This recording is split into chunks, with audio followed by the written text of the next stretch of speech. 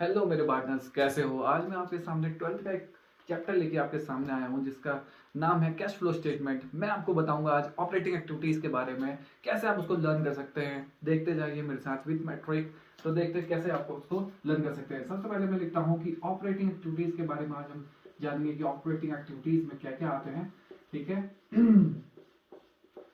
Operating activities को कैसे learn करें विथ माई ट्रिक। ठीक है, सबसे पहले देखते हैं ओ। इसमें पकड़ना है ओ। ओ फॉर है अपोजिट। आपको ओ के ओ ऑपरेटिंग और ओ फॉर अपोजिट। इसका मतलब ये हमेशा क्या करता है, अपोजिट वाली बातें करता है। अपोजिट मतलब उल्टी बातें करता है। उल्टी बातें करता है। उल्टी बातें करता है। इसका मतलब देखो, इसका मतलब है कि जो इसके लिए फायदेमंद होता है, जो इसके लिए फायदेमंद होता है, जो प्रॉफिट, जो इसके लिए फायदेमंद, मैं वैसे लिख रहा हूँ प्रॉफिट, प्रॉफिट नहीं है, मतलब जो इसके लिए फायदेमंद होता है इसको ये कर देता है लेस।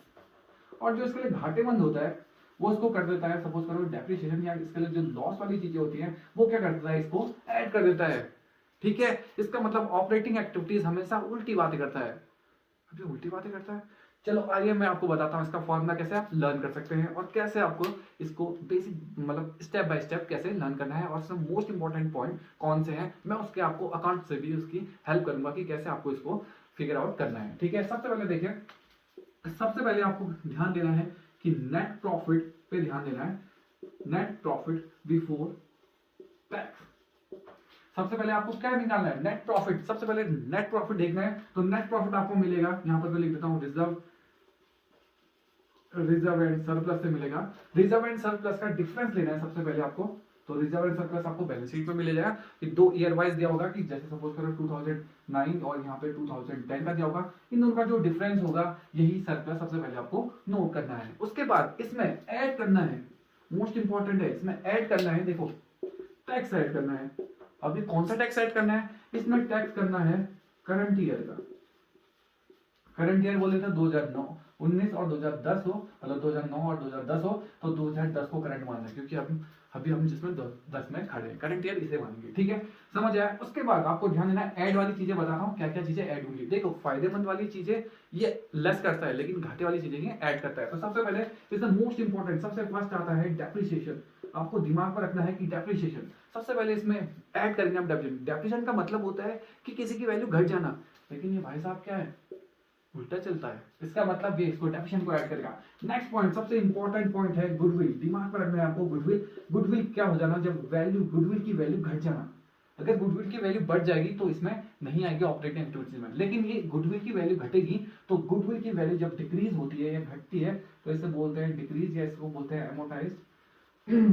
जब एमोटाइज हो जाए, घट जाए, तो तब इसका क्या करेंगे, गुडविल की यहाँ पर को डिनोट करेंगे। अगर गुडविल नहीं होगी तो यहाँ पर को पेटेंट्स भी हो सकते हैं। ठीक है, पेटेंट्स, ट्रेडमार्क, ये सब भी इसमें चल सकते हैं।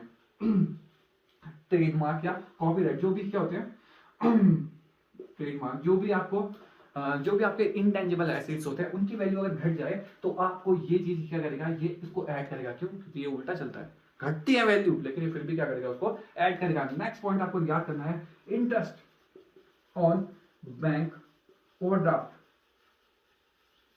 इंटरेस्ट ऑन बैंक ओवरड्राफ्ट, इसका मतलब समझो। देखो बैंक ओवरड्राफ्ट का मतलब होता है कि आपका बैलेंस क्या है, नेगेटिव दिखा रहा है। सपोज करो मेरा बैंक बैलेंस, सपोज करो मेरा बैंक बैलेंस, सपोज करो ये मेरा बैंक बैलेंस था, सपोज करो 1000 रुपए। अब क्या हुआ कि मैंने 1000 के बदले मैंने शॉपिंग करी और मेरा 1000 के बदले मैंने 2000 रुपए की शॉपिंग कर दी, तो मेरा बैंक बैलेंस कितना दिख रहा है, नेगेटिव दिख रहा है। और मैंने कई समय तक मैंने मतलब बैंक बैलेंस को पेमेंट नहीं करी है, मतलब उसको जीरो बैलेंस पे नहीं लेके आया, पॉजिटिव बैलेंस नहीं बनाया, तो उस पर मेरा इंटरेस्ट देना पड़ेगा मुझे। इसका मतलब मुझे 1000 रुपए के बदले अब सपोज करो 100 रुपए का इंटरेस्ट और देना, तो 1100 रुपए मेरे नेगेटिव में चले गए। मतलब इंटरेस्ट देना पड़ा किसमें, बैंक ओवरड्राफ्ट में। तो वो इंटरेस्ट मेरे लिए फायदेमंद होता नहीं है, घाटेमंद होता है, लेकिन ये भाई साहब इसको क्या समझ बैठता है, फायदेमंद समझ बैठता है। तो ये नेक्स्ट पॉइंट है तुम्हारा बैंक ओवरड्राफ्ट। अब फोर्थ पॉइंट है आपका interest on debenture. Interest on debenture, इसका मतलब समझ रहे हो, डेवेंचर में अगर क्वेश्चन में डेवेंचर दे रखे हैं और उसके आगे परसेंट लिखा है, ऐसे परसेंट, 10%, 9%, तो आपको इंटरेस्ट देना पड़ेगा किसमें, डेवेंचर्स में भी। डेवेंचर्स का मतलब एक प्रकार से सपोज करो मतलब लोन की तरह यूज करो, कि किसी से लोन लिया है उसके बदले मैंने उसको पेमेंट चुकानी पड़ेगी। डेवेंचर को ऐसे ट्रीट करो, इसका मतलब लोन में मैंने इंटरेस्ट देना पड़ेगा। इसका मतलब है डेवेंचर्स में अगर इंटरेस्ट जनरेट होगा तो ये भी इसे पॉजिटिव समझ बैठता है। होता है कि सपोज करो मैंने 100 रुपए देने थे, अब मैंने उसको 100 रुपए के साथ 110 रुपए देने पड़े, ज्यादा पैसे देने पड़ रहे, लेकिन ये भाई साहब क्या करेगा, उल्टा चलता है, तो इसका मतलब ये इसे ऐड करेगा। और अगर आपको निकालना है ये कौन सी ईयर में निकलेगा, तो ये भी निकलता है नहीं, ये निकलेगा तुम्हारे ओल्ड में, ओल्ड ईयर में निकालना है इसे, ठीक है। नेक्स्ट पॉइंट, अब देखो इसमें तो लगभग लगभग हो ही गए। इसमें एक मोस्ट इंपॉर्टेंट और पांचवा पॉइंट आता है, देखो loss on sale of fixed asset, सबसे इंपॉर्टेंट पॉइंट। जो भी आपको नुकसान होगा, loss on sale of fixed assets, ये क्या करेगा, इसे ऐड कर देगा, क्योंकि नुकसान को ये क्या समझ बैठता है, फायदा समझ बैठता है। तो दोबारा मैं सारे पॉइंट्स क्लियर कराता हूं, देखो दोबारा। सबसे पहले आपको क्या करना है, नेट प्रॉफिट बिफोर टैक्स के बारे में देखना है। तो नेट प्रॉफिट बिफोर टैक्स में सबसे पहले क्या देखना है, रिजर्व एंड सरप्लस को लेके आना है, रिजर्व एंड सरप्लस का डिफरेंस लिखना है। नेक्स्ट पॉइंट, उसके बाद टैक्स ऐड करना है, कौन से, करंट ईयर का टैक्स उसमें ऐड कर देना है, ठीक है। उसके बाद ऐड वाली चीजें बताता हूँ क्या क्या ऐड करना है। तो सबसे पहले डेप्रिसिएशन को देखना। डेप्रिसिएशन का मतलब होता है कि किसी की वैल्यू घट जाना, लेकिन ये डेप्रिसिएशन को क्या समझ बैठता है, फायदा, इसलिए इसका ऐड कर देता है। नेक्स्ट पॉइंट आपका गुडविल। गुडविल में आप याद करना कि इनटेंजिबल एसेट्स भी आती है, कभी कभी ट्रेडमार्क, कॉपीराइट्स, पेटेंट्स या गुडविल, इन चार में से कोई भी वैल्यू डिक्रीज हो रही हो, ठीक है, डिक्रीज हो रही है कि पुराने साल बहुत ज्यादा थी, इस साल कम हो गई है, इसका मतलब वो डिक्रीज हो गई है, एमोटाइज हो गई है, तो इसका मतलब वो वैल्यू भी यहाँ पर को आएगी। नेक्स्ट पॉइंट है आपका interest on bank overdraft. Bank overdraft का मतलब होता है कि बैंक का बैलेंस नेगेटिव जाना, तो इसमें आपको और ज्यादा इंटरेस्ट देना पड़ेगा, तो ये उसे फिर भी फायदा समझ बैठता है, तो ये पॉइंट भी इसमें आएगा। नेक्स्ट पॉइंट है इंटरेस्ट ऑन डिवेंचर। अगर डिवेंचर आपको कहीं पे इंफॉर्मेशन दे रही है कि 10% डिवेंचर, 15% डिवेंचर या 6% डिवेंचर, तो आपको उसमें इंटरेस्ट देना ही देना पड़ेगा। तो नेक्स्ट पॉइंट आपका इंटरेस्ट ऑन डिवेंचर आएगा। उसके बाद लास्ट सबसे इंपॉर्टेंट, ये सबसे इंपॉर्टेंट है इसमें, loss on sale of fix asset. कोई भी मशीनरी बेची या कुछ भी आपने बेचा, तो उसमें अगर आपको नुकसान हुआ, तो ये भाई साहब उसे क्या समझ बैठता है, फायदा, और इसे क्या कर देता है, ये ऐड कर देता है, ठीक है। ऑपरेटिंग एक्टिविटीज उल्टा चलता है, ठीक है। ठीक है, इन पॉइंट्स को अभी क्या करेगा, ऐड करेगा। अब मैं बताऊंगा आपको कि इनके बाद वो कौन कौन से पॉइंट्स को लेस करता है, ठीक है। तो देखते हैं ऑपरेटिंग एक्टिविटीज, इसके बाद क्या चीजें लेस करता है, ठीक है। ये सारी चीजें इसमें ऐड करता है। एक चीज और ऐड करता है, वो भी देख लेता हूं मैं। ऐड ऐड क्या करेगा, अगर किसी की वैल्यू डिक्रीज हो जाए, डिक्रीज हो जाए, प्रोविजन फॉर डाउटफुल डेब्ट, ठीक है। अगर प्रोविजन फॉर डाउटफुल डेब्ट डिक्रीज हो जाए, ये भी इससे क्या करेगा, इसे ऐड करेगा। जैसे प्रोविजन मतलब एक प्रकार से लायबिलिटी होती है, लायबिलिटी का बढ़ जाना। डाउटफुल डेब्ट मतलब तुम्हें लग रहा है कि सपोज करो डेब्ट वो होते हैं, सपोज करो डेटर्स वो होते हैं जिन पर तुम्हें पैसा मिलने वाला है, लेकिन तुम्हें डाउट हो कि ये लोग पैसे नहीं देने वाले, वो लोग डिक्रीज हो जाए, तो ये क्या करेगा, उसका ऐड करेगा, ठीक है। उसके बाद मैं आपको बताता हूं कि इसमें क्या क्या लेस होने वाला है, ठीक है। शायद से एक पॉइंट छूट गया है, मैं उस पॉइंट को भी करा देता हूं। सपोज करो मैं एक पॉइंट और बताता हूं आपको। तो देखते हैं, एक चीज और ऐड होने वाली है इसमें। अगर इंक्रीज हो जाए, क्या इंक्रीज हो जाए, तुम्हारे डाउटफुल डेब्ट, जैसे प्रोविजन फॉर डाउटफुल डेब्ट, प्रोविजन फॉर डाउटफुल डेब्ट, अगर प्रोविजन फॉर डाउटफुल डेब्ट तुम्हारे बढ़ जाए, ये भी क्या समझेगा, इसे मतलब ऐड कर देगा। क्यों, मैं तुमको बताता हूं। इसका मतलब सपोज करो कि प्रोविजन मतलब एक प्रकार का लायबिलिटी होता है, लायबिलिटी का बढ़ जाना भी ये क्या बताएगा, इसे लायबिलिटी का बढ़ जाना भी इसे ऐड कर देगा, फायदेमंद समझ बैठेगा।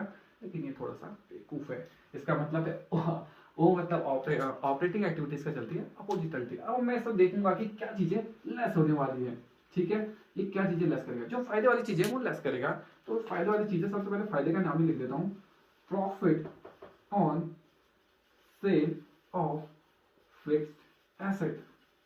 अगर कोई एसेट्स को बेच के तुम्हें कोई फायदा मिला, तो ये इसे समझ बैठेगा कि इसे लेस करना है, ये इसे घाटा समझ बैठेगा, फायदा हो रहा है लेकिन ये इसे लेस कर देगा।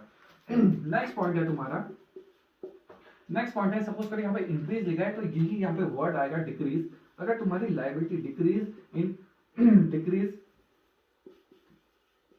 Provision for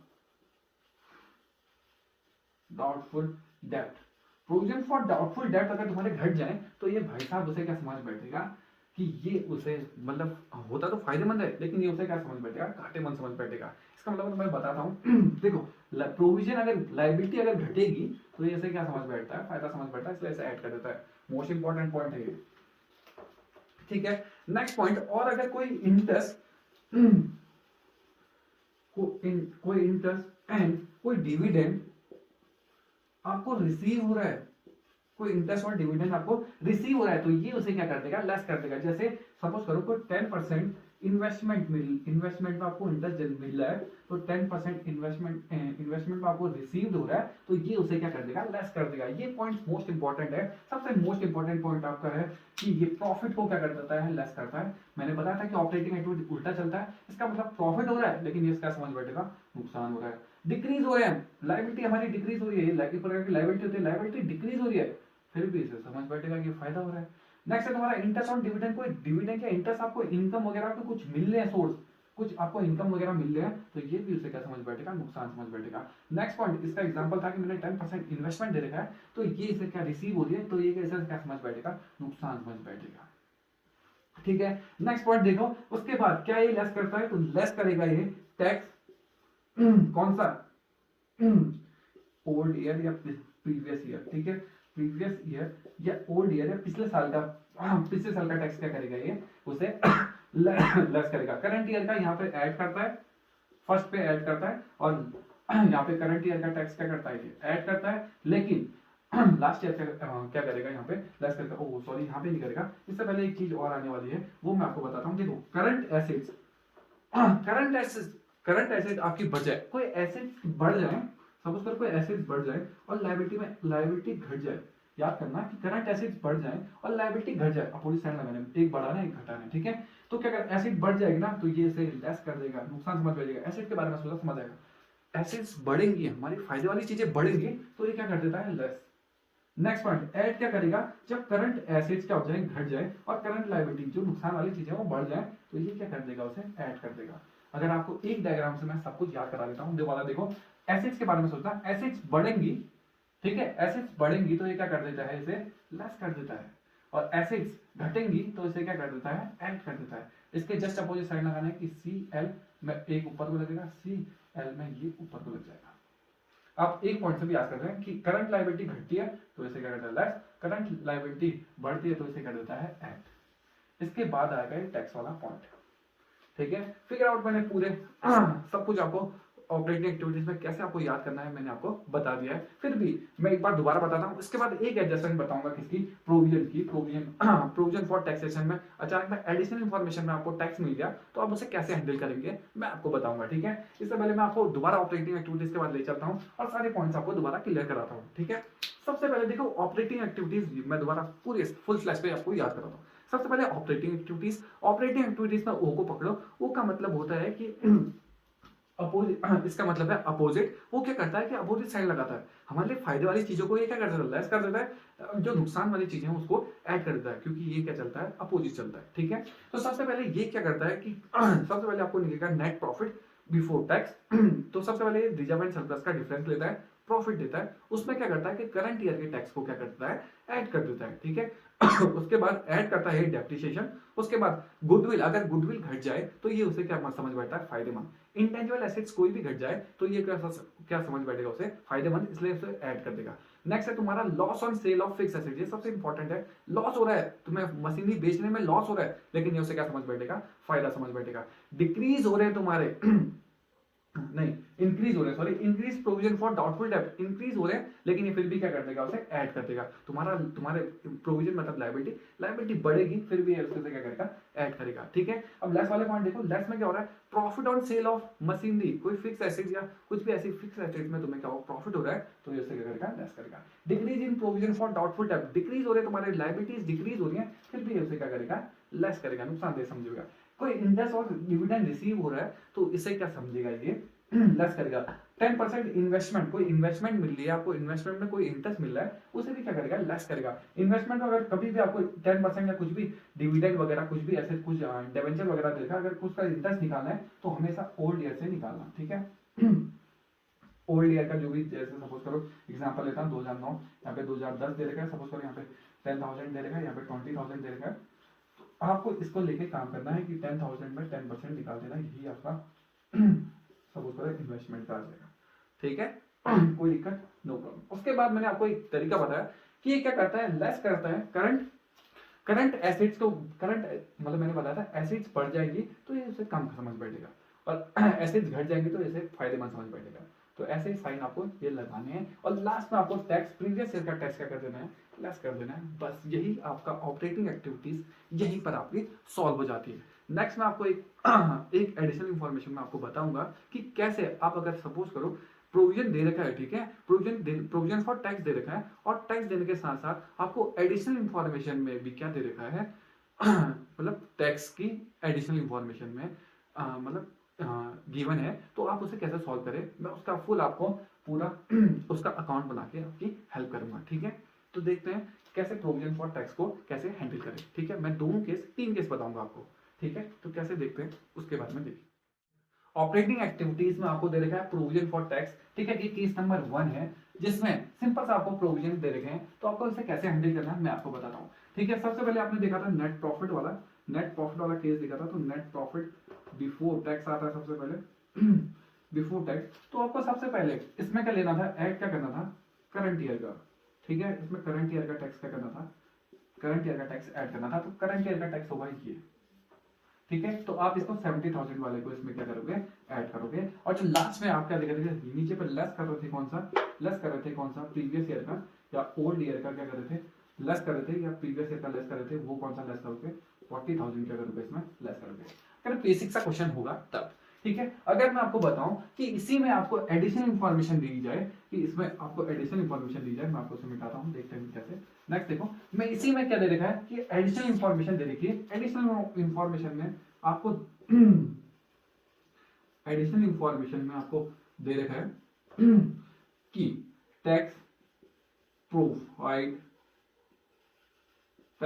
during the year, suppose करो 80,000 आपको tax provide during the year दे रखा है, ठीक है। टैक्स प्रोवाइड दे रखा है, तो आपको उसे कैसे हैंडल करना है मैं आपको समझाता हूँ, ठीक है। बिल्कुल बेसिक्स है। सबसे पहले आप सिंपल सा अकाउंट बनाओ, कुछ नहीं करना आपको, एक 2 लाइन खींचनी है, यहाँ पे एक अमाउंट का कॉलम बना लेना है, ठीक है। पर्टिकुलर अमाउंट, ज्यादा कुछ नहीं बनाना है, इसमें पूरा अकाउंट बनाने की जरूरत नहीं है आपको। तो पर्टिकुलर्स बनाओ, इसमें अमाउंट के लिए अमाउंट के लिए ऐसे लिख दो अमाउंट, ठीक है, बिल्कुल बेसिक्स। सबसे पहले ऊपर प्रोविजन लिख दो कि ये प्रोविजन है। तो प्रोविजन को कैसे सॉल्व करें मैं आपको बताता हूँ, ठीक है। प्रोविजन में पहला वर्ड पकड़ो कि पी फॉर पी, इसका मतलब पी फॉर पागल। ये क्या है, पागल है, पागल है, इसका मतलब पी फॉर प्रोविजन। प्रोविजन का मतलब है आपको ये एक पागल अकाउंट है। तो पागल अकाउंट कहां से स्टार्ट होगा, यहां से तो स्टार्ट होगा, फर्स्ट नंबर से स्टार्ट नहीं होता। तो इसका मतलब है किस साइड से स्टार्ट होगा, उल्टी साइड से। इसका मतलब पी फॉर पागल है, पागल कैसा होता है, उल्टा चलता है, इसका मतलब इस साइड से चलता है। इसका मतलब ये क्या लिखता है कि बाय बैलेंस ब्रॉड डाउन लिखता है।